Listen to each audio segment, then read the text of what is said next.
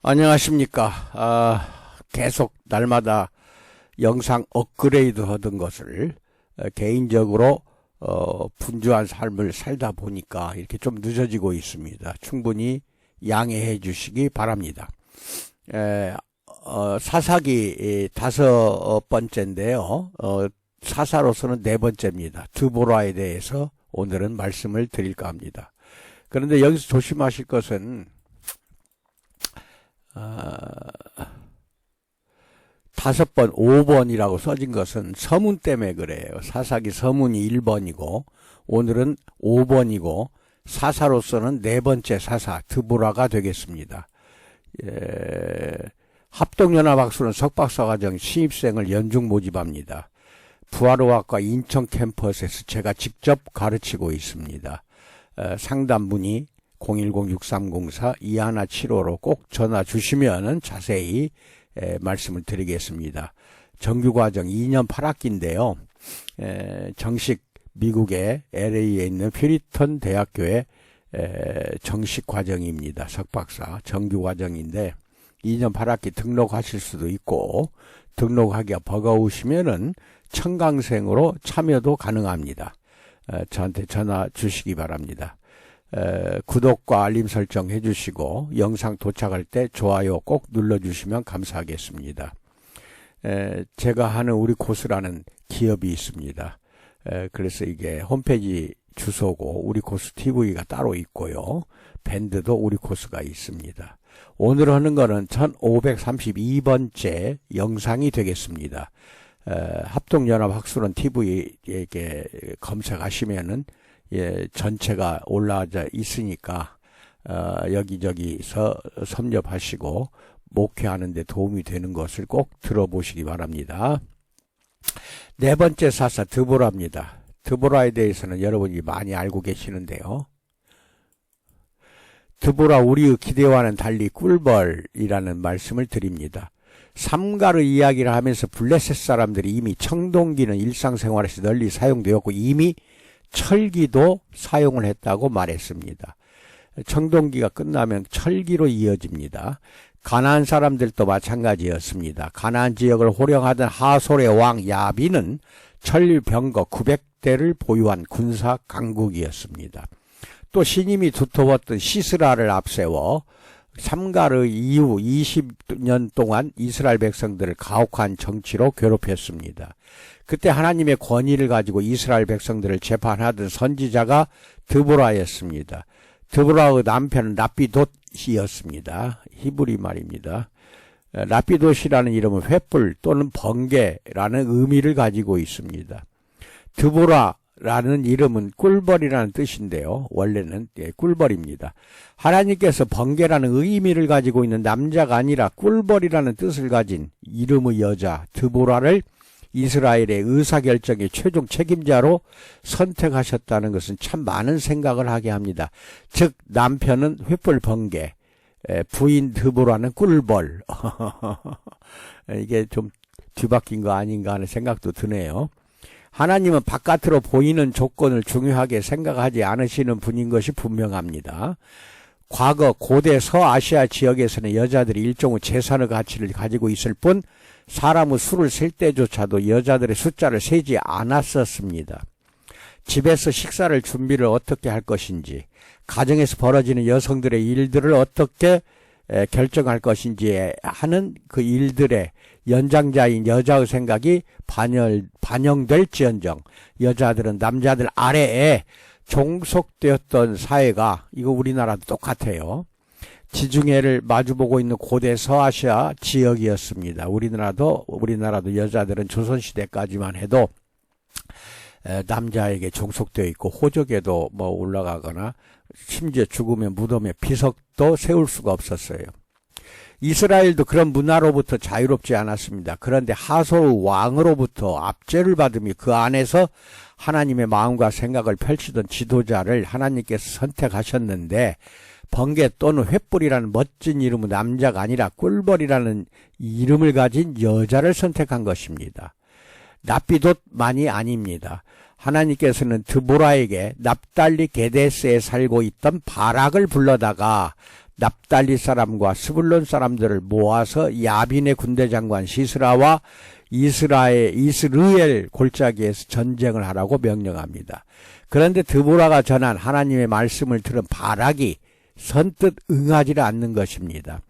다볼산에 납달리 사람과 스불론 사람들 1만 명을 모을지언정 이스라엘 골짜기에서 시스라의 병거와 전쟁에서 이길 확률은 매우 적었기 때문입니다. 철병거가 900대라고 했던가요?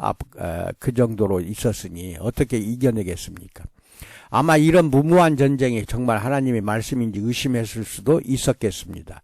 철병거는 이스라엘에 그 당시 없었어요. 만일 당신이 나와 함께하면 내가 가겠습니다. 이 멋진 말입니다. 만일 당신이 나와 함께하면 내가 가겠습니다. 만일 당신이 나와 함께 가지 않는다면 나도 이 전쟁에 참여할 수 없습니다. 바락의 이 말에는 바락의 두려움과 믿음 없이 함께 녹아있는 것이 아닌가 합니다. 드보라가 바락과 함께 다볼산에 올라갑니다.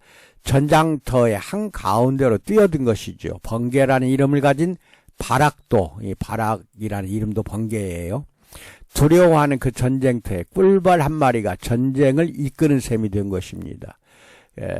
드보라 꿀벌이. 그러므로 꿀벌이라는 이름의 선지자 드보라가 사사가 되었다는 사실은 건조한 정보 이상의 의미를 가지고 있습니다. 한 사람의 외적인 조건 그리고 전통이 만들어낸 사람들의 보편적인 시선이 어떨지라도 하나님의 말씀을 입에 두고 있는 사람이라면 그가 비록 여성일지라도 하나님께서 그를 사용하신다는 것을 말하고 있으니까 말입니다. 이것은 현대에 사는 우리도 유의해서 유념할 일입니다. 여성 무시하면 안 되겠죠.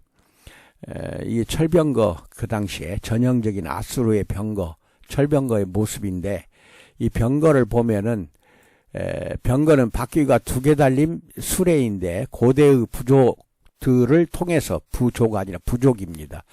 알 수 있는 것은 대부분의 병거가 2사람을 태운다는 것입니다. 한 사람이 아니죠. 한 병은 병거를 운전하는 사람이고 다른 한 병사는 활이나 창으로 공격하는 사람입니다. 병거는 이 병자로 고치세요. 기원전 1800년 전부터 BC 1800이에요. 전쟁에 사용된 것으로 추정하는데 전쟁에 사용하는 무기 중에서 으뜸이었습니다. 병거를 끄는 말은 대부분 동유럽이나 중앙아시아 지역에서 조달이 되었습니다. 열왕기상 10장 28절에 솔로몬이 말을 이집트와 구해, 현재 터키 동남부 지역이 구해입니다. 이 지역에서 사들였다고 말합니다. 히타이트 민족이 병거를 가장 잘 이용했던 민족으로 알려져 있습니다. 이들은 BC 1700년에 주전이죠. 병거를 이용해서 제국을 이룬 첫 민족이기 때문입니다. 이후로 고대 서아시아 지역에서 병거는 전쟁의 필수 무기가 되었습니다. 병거를 이용해서 치룬 전쟁 중에 가장 널리 알려진 전쟁은 이집트와 히타이트가 가데스에서 만나 치룬 전투인데 이게 주전 1294년입니다.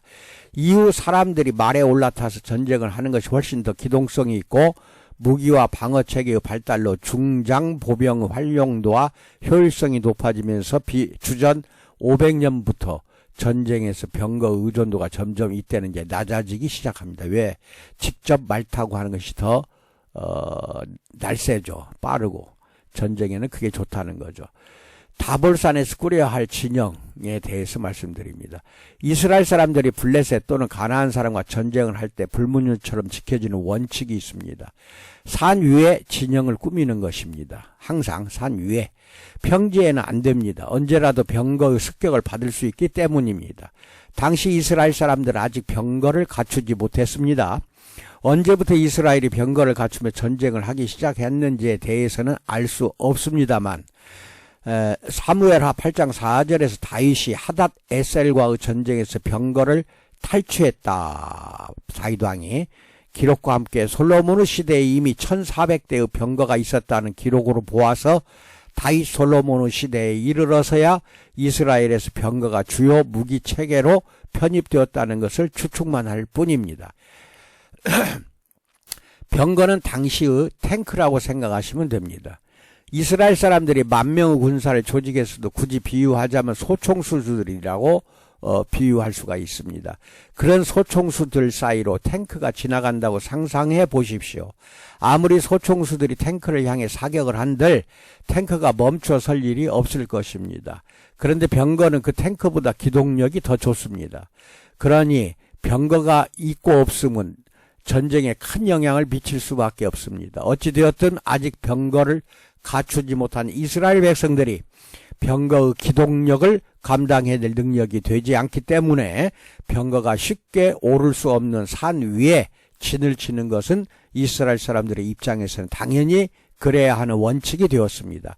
그렇게 선택한 산이 다볼산입니다. 다볼산은 이스라엘 골짜기 한가운데 있는 산입니다. 골짜기라고 부르지만 갈릴리 산지와 사마리아 산지가 사이에 끼어 가나안 땅을 동서로 나누는 분지라고 생각하면 됩니다. 그 길이가 대략 65km나 되니 정말 어마어마한 평야지대입니다. 이 골짜기 한가운데 있는 다볼산이라고 해야 해발 575m니까 동산이나 마찬가지입니다. 언덕 또는 동산. 다볼산은 주변의 다른 산들과는 달리 모양이 독특하고 높습니다. 575m라도 높아요. 멀리서 보는 것보다 훨씬 경사가 급해서 병거가 오르기는 불가능한 산입니다. 그러나 그 정상은 평탄해서 많은 수의 군인들이 진영을 갖추고 전열을 정비하기에는 안성맞춤 후 장소였다는 겁니다. 장소. 이게 이스라엘 골짜기입니다. 이게 다볼산이 여기가 있죠. 게데스가 여기가 있고 이스라엘 골짜기가 또 이렇게 이어집니다. 쭉 이렇게 이어지고 이 무깃도 가이샤라가 나오고 이게 요단강이 북에서 남으로 흐르고 있고 잘 기억하시기 바랍니다. 지도를. 왕국시대와 전혀 다른 사사시대라는 것을 말씀드립니다. 꼭 한 가지 짚고 넘어가야 할 부분이 있습니다. 사사기를 기록한 역사가가 드보라의 이야기에서 은근히 말하고 싶은 그것이 있습니다. 이것을 알기 위해서 먼저 드보라라는 인물을 중심으로 설명해 보겠습니다. 드보라는 베냐민 지파에 속한 여자입니다. 이스라엘의 사사가 되어서 에브라임 산지의 라마와 베델 사이의 종려나무 아래에 거주하면서 드보라를 찾아온 사람들에게 하나님의 뜻에 따라 어떻게 살아야 할지, 어떤 선택을 해야 할지를 가르쳐 주었다고 성경의 사사기 4장 5절에서 말하고 있습니다. 그런데 드보라가 여자이면서도 사사의 역할을 할 수 있었던 이유는 드보라가 선지자였기 때문이었습니다. 하나님의 영을 받고 하나님의 마음을 알며 하나님의 뜻을 전하는 하나님의 마음을 전하는 사람들이 선지자입니다. 하나님의 뜻을 알고 있으니 이스라엘이 의사결정을 하거나 분쟁이 있을 때 재판을 하는 권위를 갖는 것은 당연한 이치입니다.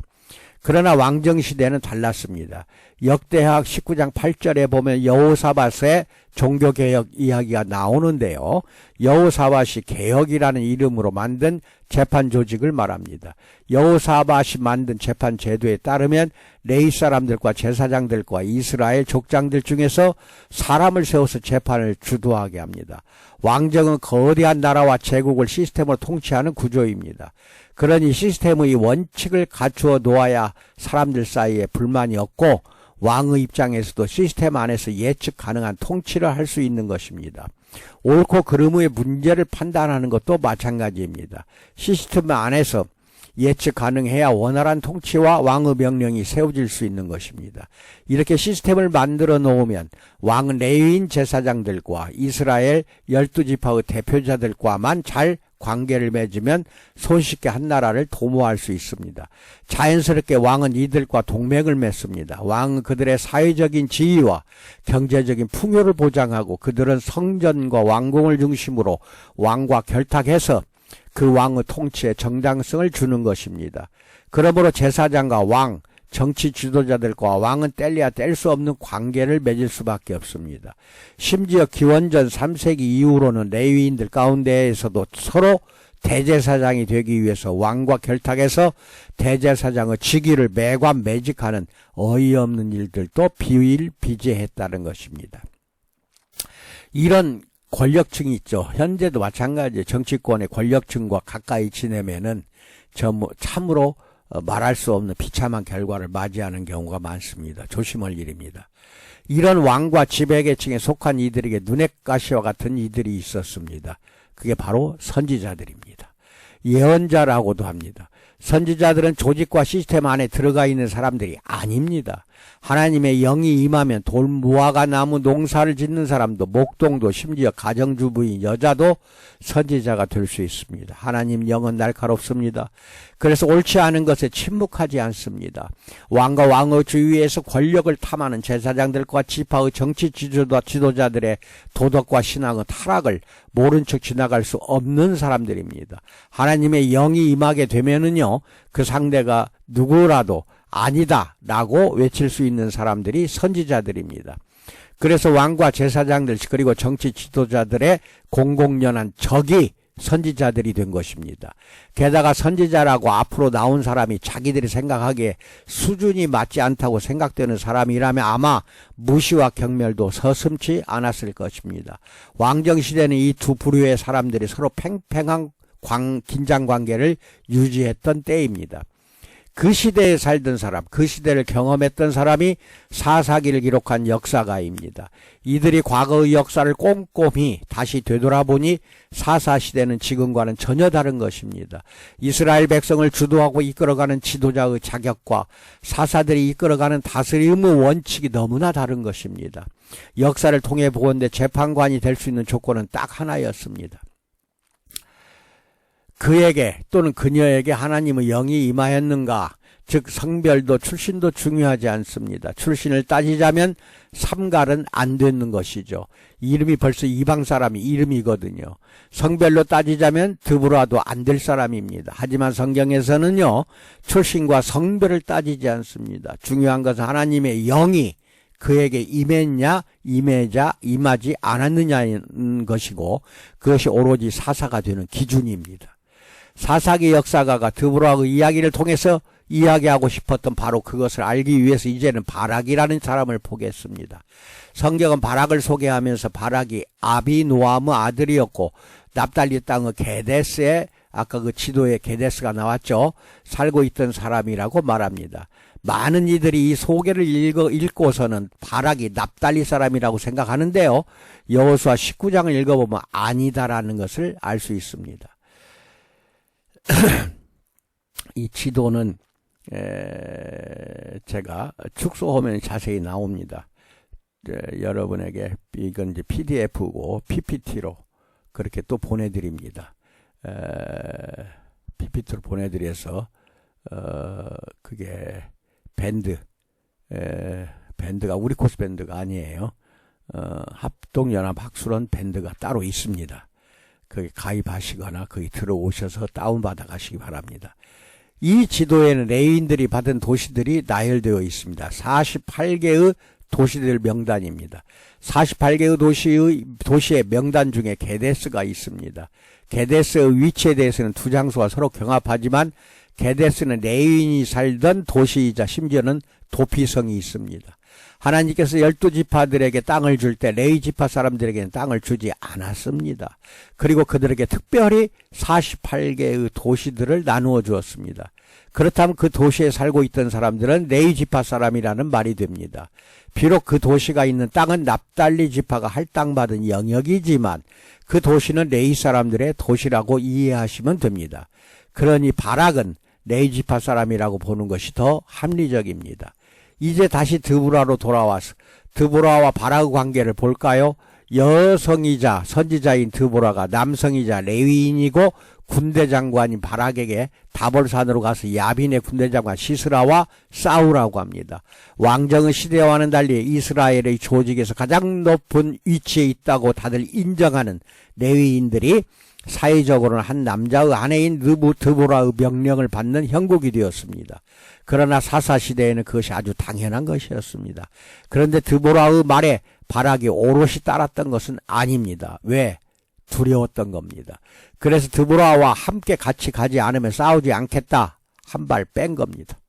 결국 선지자 드보라와 레위인 바락이 함께하는 전쟁의 지도자가 남자이자 레위인이 바락이 아니라 여자이자 선지자인 드보라가 된 셈입니다. 이것이 놀라운 것입니다. 이 이야기를 글로 읽고 있는 왕국시대 사람들 또는 왕국시대를 경험하고 살았던 사람들이 몸으로 알고 있는 상식과 드보라의 이야기는 완전히 다릅니다. 이 놀라운 이야기를 읽고 있을 사람들이 살고 있는 세상은 레위인, 제사장, 12지파의 지도자가 그 사회를 이끌어가는 사회입니다. 그런데 공동체 이스라엘의 역사를 거슬러 올라가 출애굽한 선조들이 가나안 땅에서 살던 시대로 가보니까 이스라엘을 이끌 지도자로서의 권위와 정당성이 그의 출신과 사회적인 지위에서 비롯된 것이 아니라는 것을 알게 된 것입니다. 사사기를 기록한 역사가가 말하고자 하는 것이 바로 그것입니다. 이스라엘이라는 공동체는 시스템에 의해 운영되는 이웃 나라와는 달리 하나님의 말씀에 따라서 서로 연합한 공동체입니다. 하나님이 세우시는 지도자의 요건은 오로지 그가 하나님의 영에 사로잡혀 있는가 그렇지 않은가일 뿐이었습니다. 그리고 이것이 왕국의 시대와 사사시대의 결정적인 차이였습니다. 사사기를 기록한 역사가는 그것을 말하고 싶은 것입니다. 힘만이 아니라 하나님이 주신 지략으로 이제 상대합니다. 잠시 발칙한 상상을 하나 해보려고 합니다. 고대 사회에서는 전쟁에도 일종의 낭만이 있었습니다. 삼국지에 보면 장군들이 전쟁을 하기 전에 먼저 대열에서 앞으로 나와서는 서로 적장끼리 통성명을 하고 상대에게 항복할 것을 종용합니다. 성경에서도 다윗과 골리앗 전쟁을 보면 전장에서 서로 만나 싸우기 전에 둘이 이야기를 나누는 장면이 나옵니다. 그럼 드보라의 이 전쟁에도 그런 낭만이 있지 않았을까요? 그냥 상상해 보는 것입니다. 저 멀리서 이스라엘의 전쟁 지도자는 자가 오는데 걸음걸이도 그리 우람해 보이지 않는 것입니다. 그런데 점점 가까이 오면서 자세히 보니 여자인 것입니다. 철로 된 갑옷으로 중무장한 시스라 앞에 글쎄요, 가죽 갑옷이라도 입었을까 모르겠을 드보라가 섰습니다. 일단 이 상황이 시스라에게는 모욕적이었을 것입니다. 아마 이스라엘의 적장이 자기를 만나러 왔다가 죽을지도 모르겠다는 두려움에 여자 하나를 보낸 것은 아니었을까 하고 깔보았을지도 모릅니다. 시스라가 드보라에게 말합니다. 나는 하솔왕의 군대 장관이 시스라다. 나는 태양의 아들, 즉 시스라라는 이름의 뜻으로 추정됩니다. 태양의 아들이다. 그때 상대편의 여자가 대답합니다. 나는 이스라엘의 사사 드보라다. 나는 꿀벌이다. 전쟁의 지도자쯤 되면 번개니 천둥이니 태양의 아들이니 뭐 이런 거창한 이름 하나 가지고 있어야 할 텐데 말벌이나 땡벌도 아니라 꿀벌이라니요. 그러니 시스라가 드보라를 얼마나 우습게 봤겠습니까? 그러나 하나님은 태양의 아들도 아니고 번개도 아니라 꿀벌을 통해서 새 역사를 만들어내셨습니다. 다볼산에 진을 치고 있는 드보라가 산 밑으로 이스라엘 군인들과 함께 내려오기 시작했습니다. 말이 안 되는 것입니다. 이스라엘은 산 위에서 버텨야 하는 것입니다. 내려오면 죽는 것입니다. 이스라엘 군대에는 병거가 없습니다. 시스라는 애초에 이 전쟁을 시작할 때 장기전이 될 수도 있겠다는 각오를 하고 나왔을 것입니다. 이스라엘 군대가 산 위에서 금방 내려오지 않을 것이 분명하니까요. 그런데 이스라엘 군대가 다볼산 아래로 내려오는 것입니다. 시스라가 보기에 전쟁 경험이 없는 것이 분명한 여자 지도자는 기본적인 전쟁의 전술과 전략도 모르는 어리석은 장군일 뿐입니다. 얕잡아 봤겠죠. 아마 이렇게 생각했을지도 모릅니다. 내가 이 전쟁터에서 여자 꿀벌이 나올 때 알아봤어. 전쟁에 대해서 아무것도 모르는구만 하고 시스라가 생각했을지도 모릅니다. 그런데 드보라와 시스라의 전장인 이스라엘 골짜기는 한 가지 특징이 있습니다. 건기와 우기 때 모습이 완전히 달라지는 평야와 같은 곳이 이스라엘 골짜기입니다. 이 지역은 원래 물이 많습니다. 성경에도 이 이스라엘 평야에는 기송강이라는 강이 나오는데 사사기 4장 13절 평야와 같은 이스라엘 골짜기 구석구석을 마치 사람 몸의 실핏줄처럼 뿌려져 있는 강이 바로 기송강입니다. 비록 농수로 같은 강이지만 그만큼 땅이 물이 풍부하고 비옥하다는 뜻이기도 합니다. 그런데 우기가 되면 이 땅 전체에서 물이 올라와요. 땅이 머금고 있는 물이 워낙에 많다 보니까 우기에는 물이 올라오는 것입니다. 물이 올라와서 이스라엘 골짜기가 완전히 진흙창이 됩니다. 지금도 우기에 이스라엘 골짜기에 밭을 걸으려 치면 운동화 밑에 쩍쩍 달라붙는 진흙 때문에 몇 발자국 걷지 못하고 걷기를 포기할 정도입니다. 드보라는 그것을 알고 있었고 시스라는 몰랐다는 것입니다. 시스라가 다볼산에서 군대가 내려오는 모습을 보고서는 그들과 싸우기 위해서 병거를 달리기 시작했습니다. 아니나 다를까 이스라엘 군대가 다볼산 자락 앞에서 머리를 돌려 산 뒤로 돌아 들어가기 시작했습니다. 아마 시스라는 두려움했던 이스라엘 군대가 도망간다고 생각했을지도 모릅니다. 더 열심히 이스라엘 군대를 뒤쫓아 가는데 아무리 달려도 이스라엘 군대와의 간격이 좁혀지지 않는 것입니다. 병거가 전부 진흙에 처박혀버린 것입니다. 그야말로 기손의 물결이 땅을 적시고 병거들을 꼭 붙들고 있는 듯 꿈쩍하지 않는 것입니다. 사사기 5장 21절 보세요. 땅이 병거가 달리기에 좋을 때나 시스라가 전쟁에서 유리한 것이지 이미 전차가 무용지물이 되었다면 병거에서 내려와 싸워야 합니다. 이제는 창과 화살의 전쟁일 뿐입니다. 그런데 육탄전이 벌어지겠죠. 그런데 철 갑옷을 두르고 있는 시스라의 군대가 이스라엘 군대와 싸우기 위해서 병거에서 내려오면 오히려 진흙에 더 깊게 발이 빠져서 움직이기가 더 힘들 것입니다. 전쟁은 그렇게 끝났습니다. 병거에서 내린 시스라는 목숨을 부지하기 위해서는 도망가는 수밖에 없습니다. 병거를 타고 도망가는 것이 빠를까요? 내려서 달리는 것이 빠를까요? 뛰어서 도망가는 것이 빠를까요? 걷는 것이 빠를까요? 당연히 달리는 것이 병거를 타고 달리는 것이 훨씬 더 빠르겠지요. 그러나 시스라는 걸어서 도망했습니다. 사사기 4장 17절 보세요. 진흙 때문입니다. 오히려 입고 있었던 철갑옷이 진흙을 걷기에 거추장스러워서 다 내버서 던지고 가지는 않았을까요? 하솔 그리고 하솔왕 야빈에 대한 이야기는 여러분이 이 자료를 직접 읽어보시기 바랍니다. 여인의 명령으로 시작한 전쟁 그리고 여인의 손으로 끝난 전쟁에 대해서 말합니다. 시스라가 걸어서 도망하여 겐사람 헤베르 안에 야에르 장막에 이르렀습니다. 사사기를 기록한 역사가는 겐사람들이 모세의 장인 호밥의 자손 중에 하나라고 소개합니다. 사사기 4장 11절입니다. 겐사람들은 지역적으로 하솔과 가깝기 때문에 하살 사람들과 좋은 관계를 맺고 살았습니다. 또 겐족 자체가 원래는 유목을 하면서 시나이 반도 북쪽에 살고 있었던 사람들인지라 유목민들의 전통을 따라서 자기들이 만나는 사람이 우리의 적이든 아니든 친구든 모두에게 먼저 친절하게 맞이해주고 대해주는 것이 그들의 전통이었습니다. 유목민의 전통입니다. 시스라는 이런 성향을 가진 사람들에게 도망간 것입니다. 나름대로 시스라가 판단은 현명한 선택이었습니다. 이곳으로 도망갔을 때 잘 아시다시피 야엘이 시스라에게 우유를 주고 따뜻한 이불로 그를 덮어주었습니다. 시스라는 깊은 잠에 빠졌습니다. 여태까지 전쟁하고 도망가는 중인데 그 장막에서 잠을 잔다는 것이 우리의 생각으로는 이해가 가지 않습니다. 아마 시스라의 입장에서는 이스라엘 백성 중에 하나처럼 함께 출애굽한 모세의 장인의 가족의 장막이 이스라엘 사람들이 의심하지 않을 가장 좋은 피난처였기 때문에 마음을 놓을 수 있었을 것입니다. 또 이 긴 거리를 진흙창을 달렸으니 체력이 거의 방전되었을 것입니다. 배도 부르고 이제 몸도 따뜻하니 갑자기 긴장이 풀려서 그랬던 것은 아닌가 싶습니다. 그때 야엘이 장막 말뚝을 가지고 장막 말뚝이에요. 손에 방망이를 들고 시스라에게로 가서 말뚝을 시스라의 관자놀이에 박아버렸습니다. 야엘이 그랬습니다. 갈릴리 북부를 호령하고 이스라엘을 떨게 했던 이 위대한 장군이 여인의 손에 죽은 것입니다. 그러고 보면 드보라의 전쟁 이야기는 그냥 사사의 이야기가 아닙니다. 이스라엘 공동체에서 사람의 눈에 띄지 않는 소수자들이 하나님이 사용하셔서 역사의 전면에 드러나는 역사의 이야기입니다. 드보라의 바락의 노래. 그럼 왜 하나님께서 드보라를 선택하여 사사로 세우셨을까요? 왜 드보라와 바락을 불렀을까요? 드보라와 바락의 노래를 보면 그 이유를 추측해 볼 수 있는 단서가 나옵니다. 사사기 5장 4절로 5절에서 여호와여 주께서 세일에서부터 나오시고 에돔들에서부터 진행하실 때 땅이 진동하고 하늘이 물을 내리고 구름도 물을 내렸나이다 라고 노래를 부릅니다.